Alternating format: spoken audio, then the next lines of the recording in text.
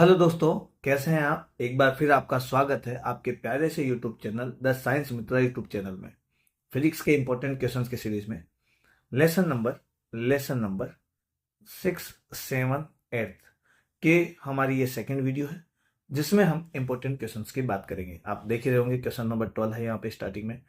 Question number 11 तक हमने एक अच्छी वीडियो आपके लिए डाल दी है जिसमें सारे कॉन्सेप्ट पर बात की गई है और काफी कुछ उसमें ऑप्शंस ऐसे डाले गए हैं जिन पे नए क्वेश्चंस के स्ट्रक्चर बन सकते हैं। आपकी अप्रोच जो है वो थोड़ी सी अच्छी हो सकती है।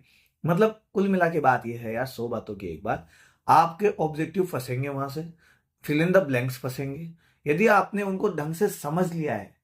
मैंने वीडियो में इस तरीके से डाला है गागर में सागर जैसा कि ऑप्शन से ही मैं आपको नए सवाल बनाना सिखा सकूं, नए सवाल जैसे बन सकते हैं उनके आंसर बता सकूं, उन क्वेश्चंस की भी प्रैक्टिस करवा सकूं। केवल ऐसा नहीं है कि केवल एक न्यूमेरिकल है या फिर एक ऑप्शन है और उसको टिक मारते जाना है, आगे चलना है। सवाल है, ऑप्शन है, टिक मारो आगे चलो, नहीं, बाकी ऑप्शन भी ऐसे रखे गए जिनसे नए सवाल बन सकते हैं।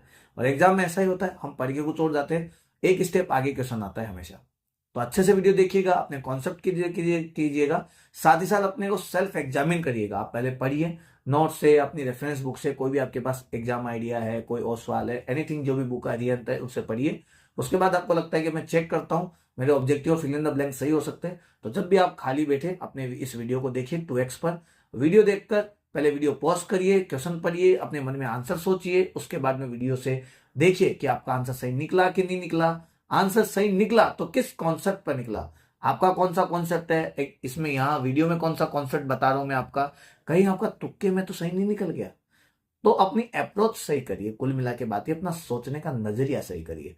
ठीक है, ज्यादा टाइम नहीं लूंगा, आगे चलते हैं। हमें ये वीडियो खत्म भी करना है ताकि हम सेकंड बुक पर भी वीडियो बना सके। एग्जाम से पहले आपको अच्छी खासी सारे वीडियो मिल जाएंगे, साथ ही साथ जो बड़े क्वेश्चंस बनते हैं चैप्टर वाइज वो भी मिल जाएंगे कि कौन से इंपॉर्टेंट क्वेश्चंस हैं, उनको तो आपको पढ़ के जाना ही जाना है।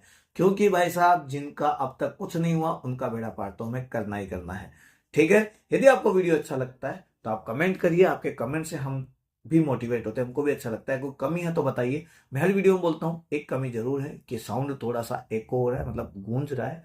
उसकी गूंजने की वजह है जिस रूम में मैं आपके लिए वीडियो बना रहा हूँ, लेट नाइट हो रखी है, सुन चारों तरफ, वैसे भी आपको पता है सर्दी का टाइम है तो थोड़ा सा सुनसान टाइप है, एकदम एकांत, एकदम शांत वातावरण है, तो आवाज वैसे भी गूंजती है। दूसरी बात, मुझे एडिटिंग का टाइम नहीं मिल रहा है यार, क्योंकि एडिटिंग में कम से कम 1 घंटा खाता है और 1 घंटा का टाइम एक्स्ट्रा मेरे पास अभी है नहीं।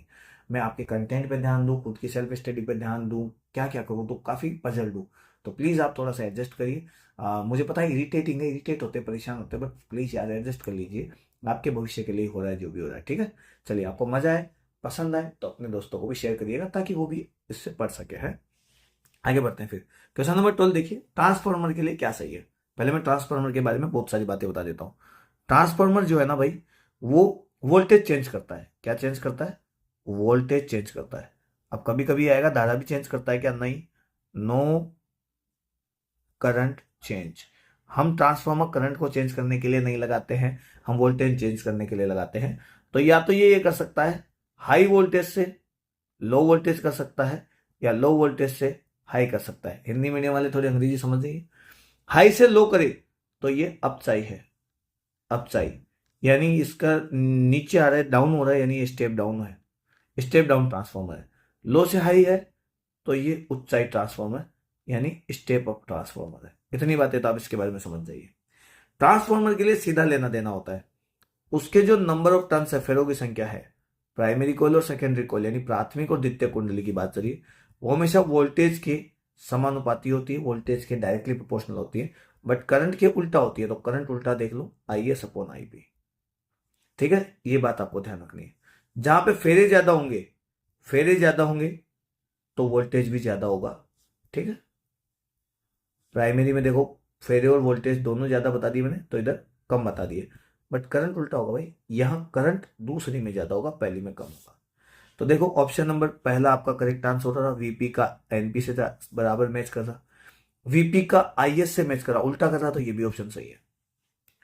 प्राइमरी का प्राइमरी करंट से मैच करा, फेरे और वोल्टेज सेम होते, करंट सेम नहीं होता, तो ऑप्शन ये गलत है। ठीक है, आई मेरी बात समझे, यहाँ देखो ये भी वही सेम ही ऑप्शन है, तो मैं इसको भी गलत कर देता हूं। क्लियर है, मेरी बात समझ में आ गई होगी। ट्रांसफार्मर जो है वो अन्योन्य प्रेरण के सिद्धांत पे कार्य करता है, अन्योन्य प्रेरण का सिद्धांत यानी म्यूचुअल इंडक्शन का इसमें प्रिंसिपल लगता है, म्यूचुअल इंडक्शन का प्रिंसिपल लगता है, ये बात ध्यान रखना, ठीक है। इतनी सारी चीजें ट्रांसफॉर्मर से पूछी जा सकती है, इसके अलावा कुछ नहीं पूछता वो, ठीक है। अगले क्वेश्चन पे चलिए, देखिए फिर वही बात आ गई, एलसीआर की अनुनादी अवस्था में प्रत्यावर्ती धारा का मान होता है। चलो मैं आपको फिर एलसीआर की अनुनादी अवस्था यानी अल्टरनेटिंग करंट की वैल्यू पूछी गई है रेजोनेंस कंडीशन में, तो रेजोनेंस के बारे में बता देता हूं। रेजोनेंस में क्या होता है, एक्सएल और एक्ससी बराबर हो जाते हैं, जिसकी वजह से जो जेड के फॉर्मूले में आप पढ़ते होंगे कि R square XL minus XC का होल स्क्वायर, ये एक्सएल एक्ससी दोनों बराबर होने की वजह से एक दूसरे को कैंसिल करके जीरो बन जाते हैं, तो जेड बराबर कहीं ना कहीं आ रह जाता है। इसकी वजह से सारा काम रेजिस्टेंस वाले सर्किट की तरह ही होता है, यानी आपका जो फाइव होगा वो जीरो हो जाएगा, cos फाइव पावर फैक्टर की वैल्यू 1 हो जाएगी, और पावर एवरेज जो होगा वो आपका हो जाएगा V R M S I R M S. वैसे होता है V R M S I R M S cos five, but cos five की वैल्यू 1 है, तो आपके पास हो जाएगा V R M S I R M S, जो कि आपकी मैक्सिमम वैल्यू रहेगी। मेरी बात समझ में आई होगी आपको, क्लियर है। इसमें करंट आई आ रहा है, सारा ध्यान रखना। और यदि फाइव की बात आ जाए तो cos फाइव आ रहा है फिर, ठीक है। एलसीआर की बात आ जाए, रेजोनेंस में नहीं है, सिंपल एलसीआर में, तो करंट आ रहा है I R M S cos five, clear है। मैक्सिमम करंट आएगा क्योंकि जेड की वैल्यू क्या हो जाएगी, रेजिस्टेंस कम हो जाएगा, तो करंट की वैल्यू क्या हो जाएगी आपकी, मैक्सिमम हो जाएगी, तो ऑप्शन ए आपका करेक्ट आंसर है। बी तो है ही नहीं सकता। तीसरा देखो, ये क्या सीन है यार, I R M S sine five, ये क्या सीन है। देखो मैं एल और सी के बारे में बात करता हूं, तो इस केस में क्या होता है, फाइव आपका जीरो हो जाता है, जिसकी वजह से cos फाइव भी जीरो हो जाता है, सॉरी फाइव आपका 90 हो जाता है, तो cos फाइव की वैल्यू आपकी जीरो हो जाती है, जिसकी वजह से पावर एवरेज भी जीरो हो जाता है।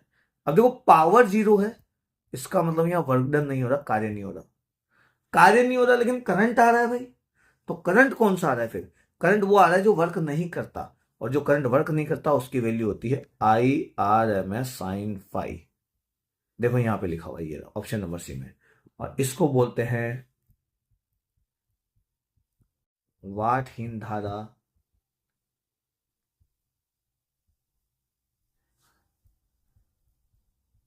कार्यहीन धारा, एक और नाम निकाल देता हूं इसका, वॉटलेस करंट। ये भी याद रखो भाई, ये बहुत काम की चीज है। फिर काम कौन से करंट से होता है, काम इस करंट से होता है, देखो यहाँ पे लिखा हुआ है I R M S cos five, जो क्या तो एलसीआर में आता है, ये एलसीआर की रेजोनेंस में आता है, और यदि cos फाइव का मान 1 हो जाए तो प्योर सर्किट, मतलब प्योर रेजिस्टेंस में आता है, ठीक है। चलिए नेक्स्ट क्वेश्चन पे चलिए आगे बढ़ते हैं। देखिए अगला सवाल ये कह रहा है भाई, यहाँ पे निर्वात में विद्युत चुंबकीय तरंगों का वेग होता है, निर्वात में विद्युत चुंबकीय तरंगों का वेग होता है velocity in EM wave, velocity of EM wave in vacuum और फ्री स्पेस। चलो बात करते हैं।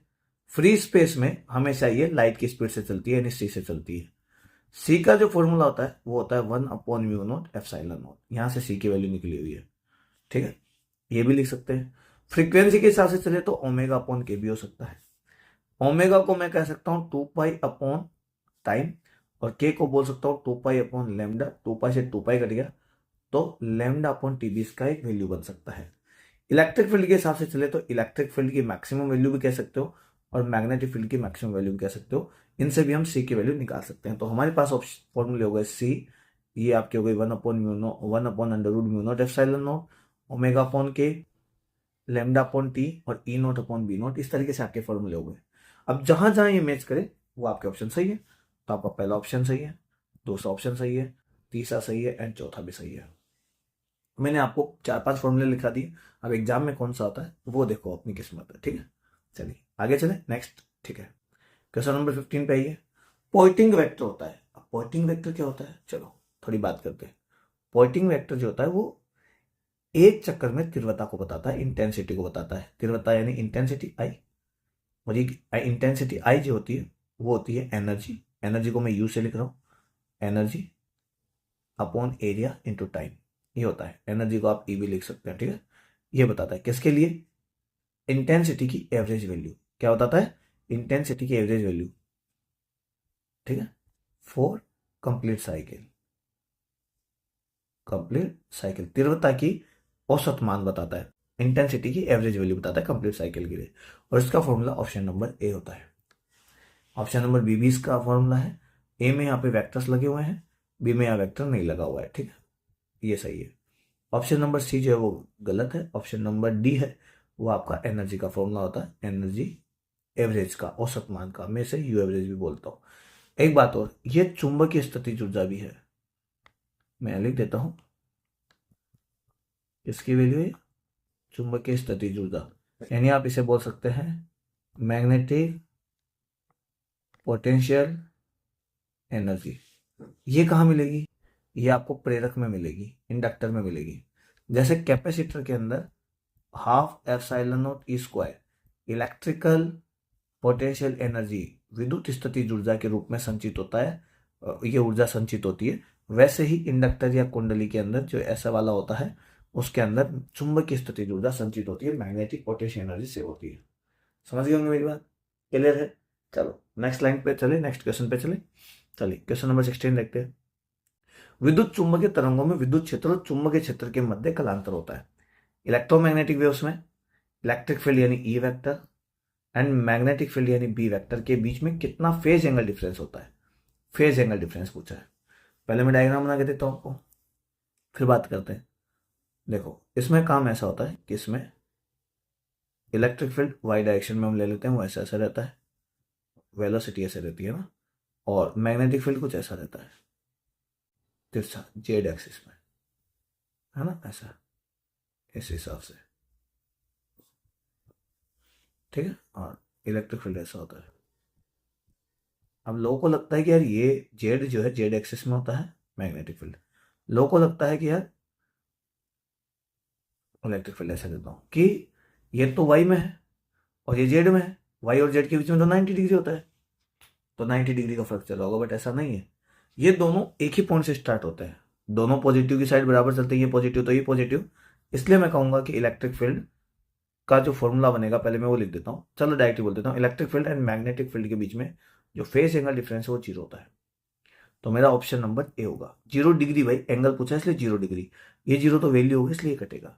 90 मैंने कहा था, 90 का कंफ्यूजन रहता है लोगों को, इसलिए ऑप्शन डाला हुआ है। 180 तो होता ही नहीं है।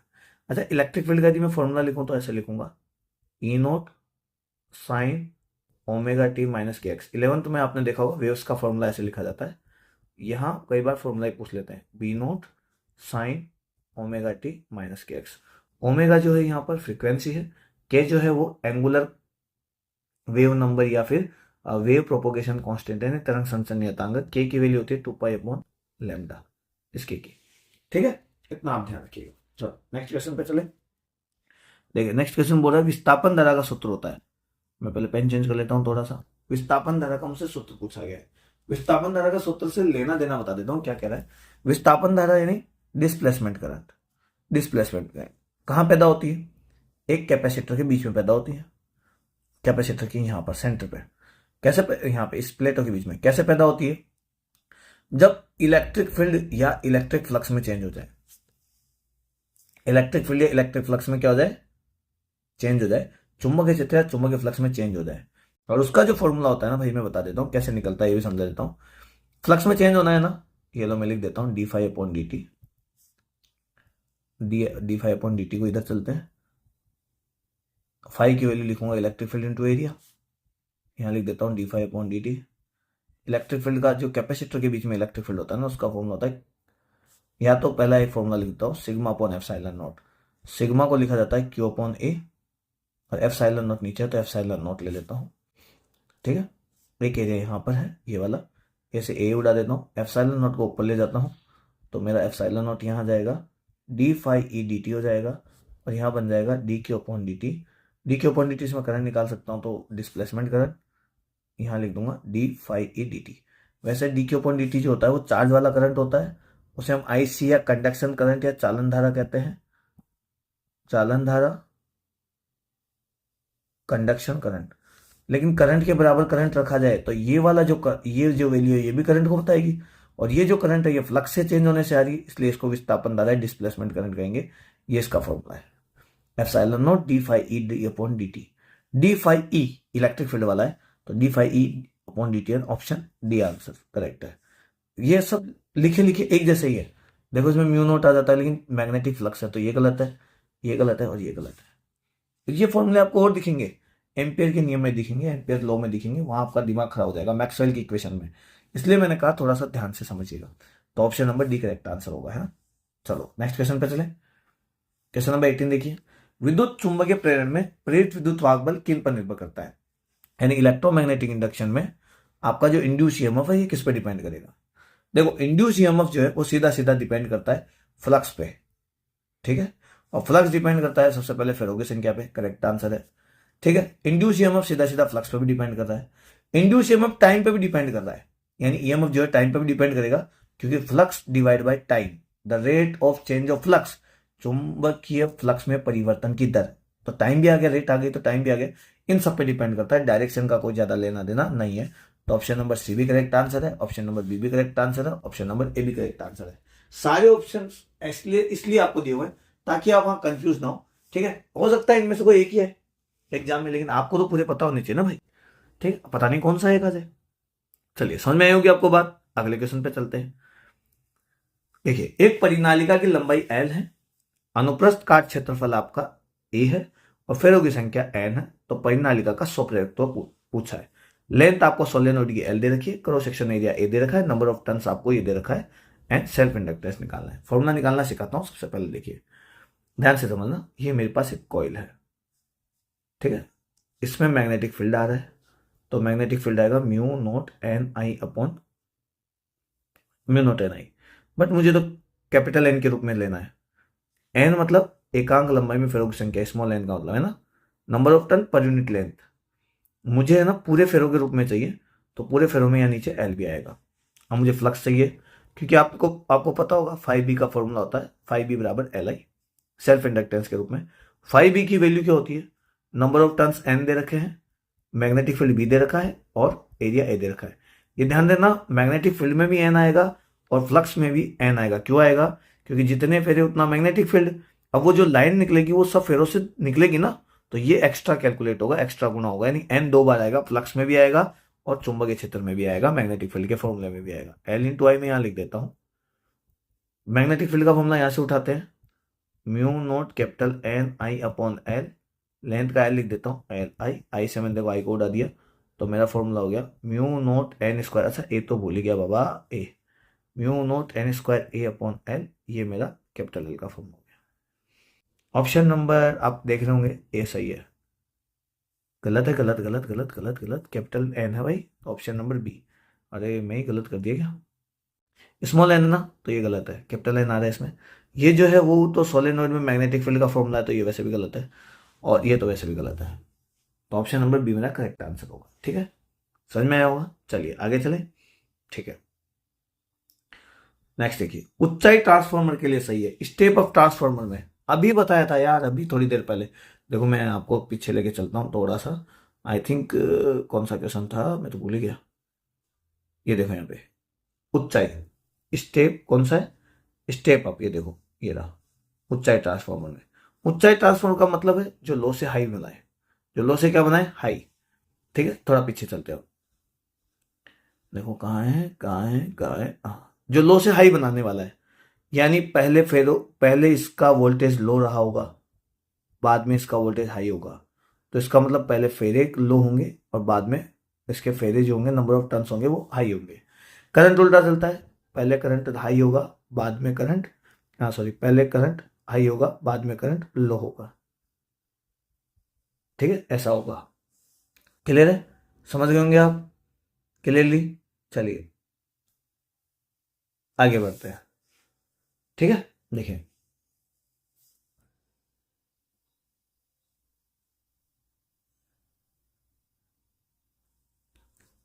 एक सेकेंड, तो देखिए अब बात करते हैं स्टेप अपने ट्रांसफार्मर में क्या सही है। वोल्टेज पहले लो था बाद में हाई हो गया, पहले लो था बाद में हाई हो गया, यानी ऑप्शन नंबर डी मेरा करेक्ट आंसर है। नंबर ऑफ टर्न्स भी ऐसे रहेंगे, फेरों की संख्या भी ऐसे रहेगी जैसे वोल्टेज है, तो इसका मतलब पहले फेरे कम होंगे बाद में फेरे ज्यादा होंगे। तो इसका मतलब यहां देखो ऑप्शन नंबर में पहले फेरे ज्यादा, यानी गलत है, ये स्टेप डाउन की बात चल रही है, यानी स्टेप डाउन यानी अपचाई, ठीक है। ये भी अपचाई की बात चल रही है, ये डाउन की बात हो रही है, और ऑप्शन नंबर मेरा सी करेक्ट आंसर है। तो सी और डी मेरे करेक्ट आंसर है, ठीक है। और ऑप्शन ए और बी जो डालेंगे वो अपचाई या स्टेप डाउन ट्रांसफार्मर के लिए। ठीक है, चलिए अगले क्वेश्चन पे चले। 21 क्वेश्चन देखिए। अन्योन्य प्रेरण के सिद्धांत पे आधारित युक्ति है। मैंने अभी कहा था आपको, ट्रांसफॉर्मर बताया था तब कि म्यूचुअल इंडक्शन पे कौन डिपेंड करता है, ट्रांसफॉर्मर डिपेंड करता है। अब एसी जनरेटर के बारे में बात कर लेते हैं। एसी जनरेटर इलेक्ट्रोमैग्नेटिक इंडक्शन पे डिपेंड करता है। इलेक्ट्रोमैग्नेटिक इंडक्शन यानी विद्युत चुंबकीय प्रेरण। मीटर ब्रिज किस पे डिपेंड करता है, ये व्हीट स्टोन पे डिपेंड करता है। आपने पढ़ा होगा व्हीट स्टोन। पीएन डायोड का तो कोई लेना देना नहीं है। पीएन डायोड जो होती है ये नॉन ओमिक डिवाइसेस है। नॉन ओमिक यानी अनओमिक है। ठीक है, अनोमिक युक्ति यानी इसके अंदर वी और आई ग्राफ सीधा नहीं बनता, कुछ ऐसा बनता है, या सॉरी ऐसा बन सकता है। फिर वैसे तो जर्नली मैं आपको बता दूं इसमें वी आई ग्राफ कैसे बनता है। इसमें वी आई ग्राफ कुछ ऐसा बनता है। ठीक है, इसमें रजिस्टेंस जो होता है वो वोल्टेज पे डिपेंड करता है, यानी रजिस्टेंस जो होता है वो कांस्टेंट नहीं होता इसमें। ठीक है, चलिए अगले क्वेश्चन पे बात करें। क्वेश्चन नंबर 22 देखिए। प्रत्यावर्ती धारा परिपथ में अधिकतम मान और वर्ग माध्य मूल मान का अनुपात क्या होता है। मैंने पहले बताया था, मैं फिर बता रहा हूं। अधिकतम मान और वर्ग माध्य मूल मान यानी मैक्सिमम वैल्यू और आरएमएस वैल्यू के बीच का रेशियो पूछा है। बता देता हूं, आई आरएमएस जो होता है आई मैक्सिमम डिवाइड बाय √2 होता है। तो रेशियो निकालना है तो इसको नीचे ले आओ। देखो पहले देख लो भाई क्या पूछा गया है, मैक्सिमम ऊपर पूछा गया है तो हम गलत कर रहे हैं। मैक्सिमम को यहीं रखो, इसको नीचे ले आओ। ये हो गया आई आर एम एस।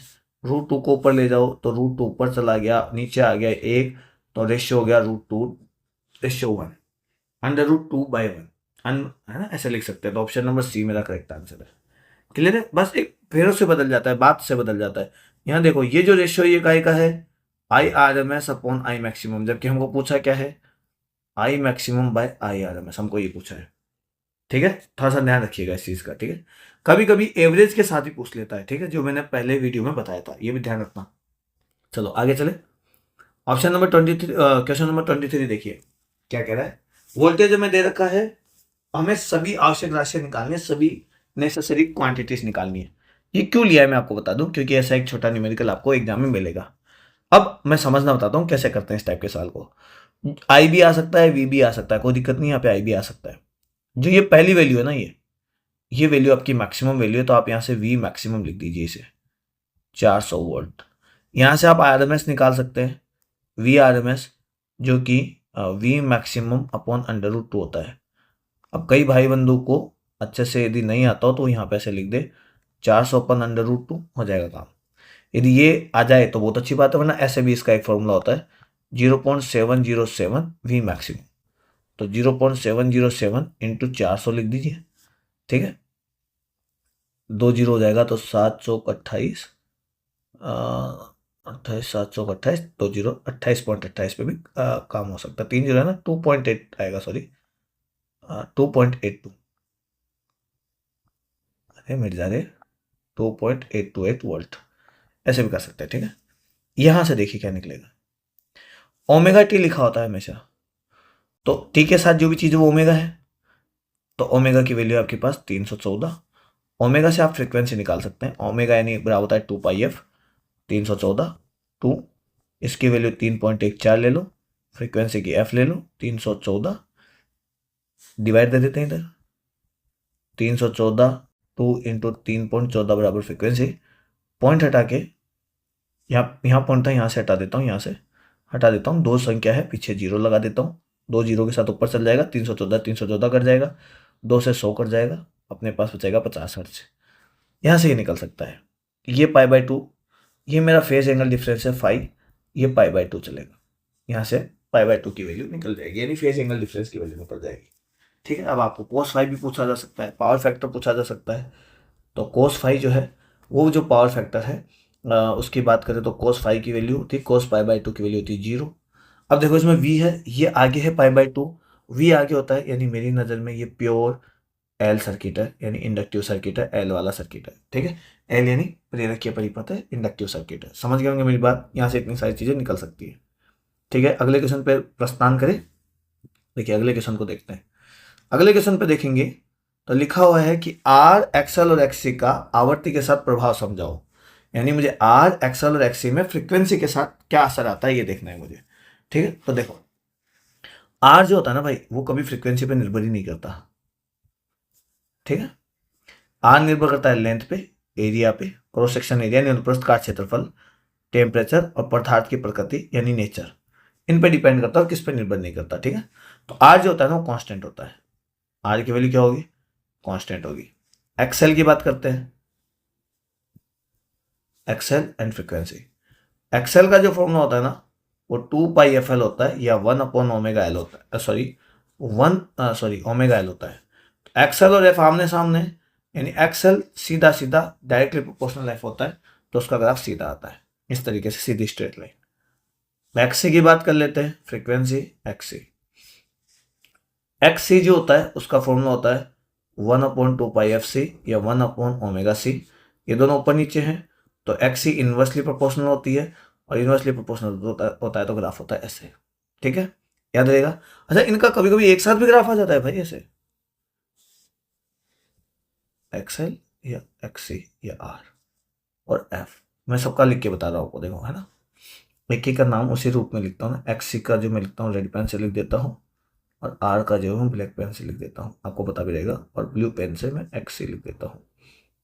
तो ब्लू पेन से एक्ससी है तो एक्ससी तो ऐसा आएगा, ठीक है। एक्स एल जो है वो सीधा आएगा, और आर जो है वो कांस्टेंट आएगा। जिस पॉइंट पे एक्ससी, ये मेरा है एक्ससी, ये मेरा है एक्सएल, मैचिंग करते हैं ना भाई जिस फ्रीक्वेंसी के, उसको रेजोनेंस फ्रीक्वेंसी बोलते हैं। और इसका फॉर्मूला होता है, अनुनादी आवर्ती बोलते हैं, उसका फॉर्मूला होता है 1/√2 पाई एल सी। और ये जो होता है ना, ये होती है रेजोनेंस कंडीशन। रेजोनेंस कंडीशन यानी मैं कहीं ना कहीं से बोल दूं अनुनादी आवर्ती, समझ गए होंगे। ये ग्राफ में इस पॉइंट को बोलते हैं रेजोनेंस कंडीशन। इसके इस जिस फ्रीक्वेंसी पे ऐसा होता है, जिस आवर्ती पे ऐसा होता है, उसे अनुनादी आवर्ती कहते हैं। समझ गए होंगे, आपको समझ में आया होगा, आई होप। चलिए फिर आगे चले, देखिए 25th क्वेश्चन पे आ जाते हैं। कुछ ज़्यादा क्वेश्चन बचे नहीं हमारे, ठीक है, ऑलमोस्ट मोस्ट सारे मैंने कवर अप कर लिए। उपयोग लिखना है, रेडियो तरंग की यूज़ करना है। तो रेडियो तरंग का आपको पता ही होगा, रेडियो में काम आती है, टीवी में काम आती है, मोबाइल में काम आती है, जिसे सेल्यूलर फोन कहते हैं। माइक्रोवेव जो ओवन है, सूक्ष्म तरंगे हैं, ये सबसे पहले माइक्रोवेव में काम आती है, ठीक है। रडार में काम आती है, RADAR कह सकता हूँ, रडार में काम आती है। अवरक्त तरंगे है, ये इंफ्रारेड फोटोग्राफी में काम आती है, ठीक है। इसके अलावा रिमोट में काम आती है, रिमोट वो जो टीवी वाला रिमोट होता है। पेरिबैंगनी है, ये पानी को साफ करने में काम आती है, ठीक है, प्योरीफायर में काम आती है, ऐसे कह दो। अच्छा, इसके अलावा ये आई सर्जरी में काम आती है, आई सर्जरी जिसे बोलते हैं लासिक, लासिक कहते हैं हिंदी में, ऐसे बोलते हैं लासिक, इसको भी लिखिए, है ना, आंख के सर्जरी में काम आती है, ठीक है। इन चीज़ों के बारे में काफ़ी कुछ पूछा जाता है, तो मैंने यहाँ पे दिल दिया। नेक्स्ट क्वेश्चन पे चले। नेक्स्ट क्वेश्चन आपका ये कहता है कि तरंग संख्या, मैं एक बार ले लेता हूं, तरंग संख्या, तरंग दाब और तरंगों के संवेग का सूत्र लिखो, यानी वेव नंबर, वेव प्रेशर और मोमेंटम लिखिए। मैं एक एक करके दिखाता हूं, ठीक है। वेव नंबर की बात करते हैं, वेव नंबर 1/λ होता है, कभी कभी ऐसा लिख देते हैं। यदि कोणीय तरंग संख्या की बात करें, एंगुलर यानी कोणीय तरंग संख्या की बात करें, तो उसे के बोलते हैं, और के का फॉर्मूला होता है 2/λ। दो फॉर्मूले आपको मिल गए होंगे, ठीक है। 1/λ आपको वेव नंबर या तरंग संख्या से बोला जाएगा। अब दाब की बात करते हैं, प्रेशर की बात करते हैं, देखो, ठीक है। प्रेशर जो है ना भाई, कहीं ना कहीं बना है फोर्स से, फोर्स अपॉन एरिया से, और फोर्स जो बना है ना भाई, वो संवेग से बना है, यानी मोमेंटम में चेंज होने से बना है। तो मोमेंटम में चेंज अपॉन टाइम, यहां से खेल निकलता है। अब जैसा मोमेंटम में होगा वैसे प्रेशर निकलेगा, सीधी सी बात है। अभी मोमेंटम में चेंज हम बाद में लाएंगे, ठीक है, पहले आ जाते हैं। मोमेंटम की बात करते हैं, मोमेंटम यानी संवेग की बात करते हैं। देखो, आपने पढ़ा होगा कि एनर्जी बराबर होता है mc², और हम इसको mc/c भी लिख सकते हैं। मास इंटू वेलोसिटी यानी द्रव्यमान इंटू वेग जो होता है, वो संवेग होता है p/c। तो p का फॉर्मूला हो गया E/c, ये मोमेंट हो गया मेरा, मोमेंटम यानी संवेग हो गया। मैं कई बार इसे u से लिखता हूं, तो U/c भी आप लिख सकते हैं। जो बच्चे मुझसे ऑफलाइन पढ़ते हैं, कहीं पे मेरे नोट्स देखे होंगे, उनको U/c मिलेगा। एनसीईआरटी बुक में आपको यू मिल जाएगा, इसलिए मैंने इसको U/c लिखा है। अच्छा, ये तब है जब आपकी लाइट आए और लाइट यहीं पर ही रह जाए। यदि लाइट टकरा अब्जॉर्ब हो जाए, पूरी अब्जॉर्ब हो जाए, यदि लाइट आकर पूरी पूरी वापस चली गई तो मोमेंटम में चेंज डबल होता है, तो हम लिखेंगे 2E/c या 2U/c। यदि टकरा कर वापस चली जाती है तो मोमेंटम में चेंज डबल हो जाता है। ठीक है, अब यहां पर आ जाओ प्रेशर पे, फोर्स अपॉन एरिया को प्रेशर बोलते हैं। तो मोमेंटम में चेंज यानी मैं लिख सकता हूं U/c। ठीक है, यदि सीधी रेज आए इस कंडीशन में, कंडीशन नंबर 1, तो U/c। मेरी बात समझ में आ गई होगी आपको, कोई दिक्कत है? U/टाइम को अपन कहीं ना कहीं, अच्छा एरिया भी तो है नीचे, एरिया, एरिया यहां लिख देता हूं, और UT/एरिया को हम इंटेंसिटी या तीव्रता बोलते हैं। तो प्रेशर का फॉर्मूला हो जाएगा I/c। कब? जब पूरी रेज आए और सोख ली जाए। लेकिन यदि रेस आए और वापस टकरा के चली जाए तो जो मोमेंटम में चेंज है वो डबल हो जाएगा। तो फॉर्मूले में यहाँ पे भी डबल आ जाएगा। देखो दोनों फॉर्मूले मैंने यहाँ पे लिख के दे दिए आपको, अब कंफ्यूज ना हो इसलिए मैंने दोनों बनाना सिखा दिया। ठीक है, क्वेश्चन नंबर 26 पे कंप्लीट हो गया। 27 पे चलते हैं। आज पूरा करके मानेंगे इसको, वीडियो पूरा कंप्लीट करेंगे। ठीक है, ताकि अगले क्वेश्चन पे भी तो आए, अगले लेसन पे भी तो चले। शक्ति गुणांक का मान पूछा है, 1 कब होता है। ठीक है, पावर फैक्टर की वैल्यू 1 कब होती है। पावर फैक्टर यानी cos फाई 1 कब होगा, 1 तब होगा जब फाई की वैल्यू 0 होगी। ठीक है, तो और ये तब होगा जब आर का केस होगा, और एक कंडीशन तब होगी जब LCR रेजोनेंस में होगा। रेजोनेंस यानी अनुनादी अवस्था में होगा, तब ऐसा होगा। तो ऑप्शन नंबर डी मेरा करेक्ट आंसर है, ऑप्शन नंबर ए मेरा करेक्ट आंसर है। प्रेरकीय परिपथ यानी एल के केस में फाई हमेशा 90 डिग्री होता है और cos फाई की वैल्यू 0 हो जाती है। यही काम सी के केस में भी होता है। तो ऑप्शन बी भी गलत आंसर है, ऑप्शन नंबर सी भी गलत आंसर है, ऑप्शन ए और ऑप्शन डी आपका करेक्ट आंसर है। समझ गए होंगे मेरी बात, अच्छे से आपको समझ में आया होगा। नेक्स्ट क्वेश्चन देखते हैं। अब मेरे हिसाब से कोई क्वेश्चन बचे नहीं है। सो थैंक्स, आप वीडियो देखें, आपको अच्छा लगा हो तो आप हमें कमेंट करिए भाई, हम आपके कमेंट का वेट करते हैं। और अपने दोस्तों को शेयर जरूर करिए।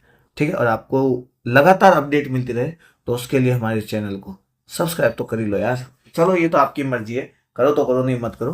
ठीक है, कमेंट जरूर करिए ताकि हमको भी थोड़ा मोटिवेशन मिले।